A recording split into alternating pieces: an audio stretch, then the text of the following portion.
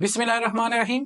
आज की इस वीडियो में हम बात करेंगे कि अगर आपके यहाँ नए बच्चे की पैदाइश होती है या आपके घर में कोई ऐसा बच्चा पाया जाता है जिसकी उम्र 1 साल से कम है, तो क्या ऐसे बच्चों की सेहत के लिए, उनकी नशोनुमा के लिए आप उनको शहद यानी कि हनी दे सकते हैं?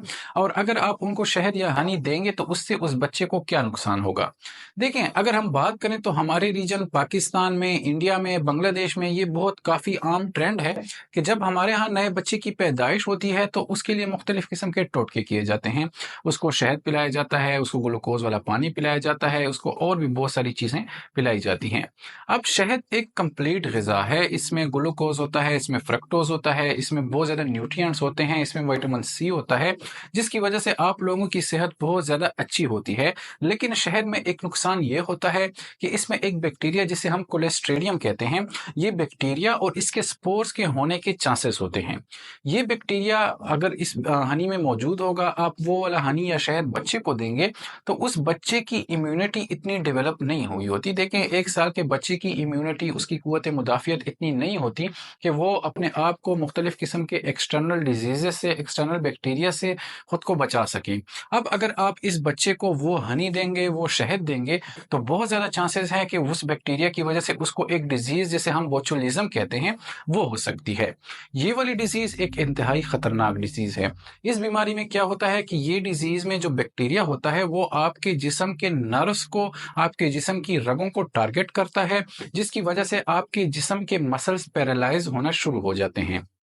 आपके सबसे पहले ये आपके फेस के मसल्स को, आपके आईज के मसल को, आपके टंग के मसल्स को पैरालाइज करता है।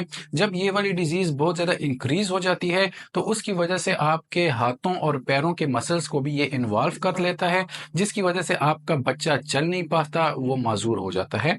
तो अगर आपके यहाँ ऐसा बच्चा पाया जाता है जिसकी उम्र 1 साल से कम है, तो आपने ऐसे बच्चे को हनी यानी कि शहद नहीं देना, क्योंकि उससे ये चांसेस हो सकते हैं कि इस बच्चे को बोचुलिज्म हो जाए।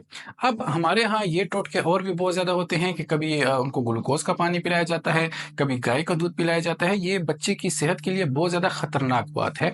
देखें, अल्लाह ताला ने जब बच्चा पैदा किया तो उसके साथ माँ का दूध भी पैदा किया है।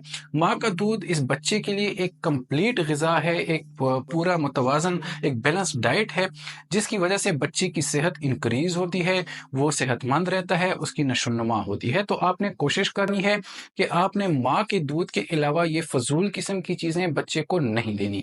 जब आपका बच्चा 4 से 6 महीने का हो जाए, तब हम स्लोली मदर और फादर को ये बताते हैं कि आपने इस बच्चे की वीनिंग स्टार्ट करनी है, आपने सेमी सॉलिड फूड बच्चे को स्टार्ट करवाना है, क्योंकि 6 महीने पे पहुँच के बच्चे की ज़रूरियात फिर सिर्फ दूध से पूरी नहीं हो रही होती। अब अगर आपका बच्चा 1 साल से बड़ा हो जाए, उसकी उम्र थोड़ी सी इंक्रीज हो जाए, तो उस बच्चे में इम्यूनिटी डेवलप हो जाती है, उसकी कुव्वत मुदाफ़ियत अच्छी हो जाती है, जिसकी वजह से वो बीमारियों के खिलाफ लड़ सकता है। तो ऐसे बच्चे को आप शहद इस्तेमाल करवा सकते हैं, उनको शहद दे सकते हैं, पीने पिला सकते हैं, उनको खाने में डाल के दे सकते हैं, क्योंकि ऐसे बच्चों के लिए शहद एक मुफीद ग़िज़ा है, एक मुतवाज़न ग़िज़ा है, इससे उनकी सेहत बनती है। लेकिन आपने एक ख्याल करना है कि आपने 1 साल से कम उम्र के बच्चों को शहद नहीं देना, क्योंकि ऐसे बच्चों की ज़िंदगी के लिए ये बहुत ख़तरनाक बात हो सकती है।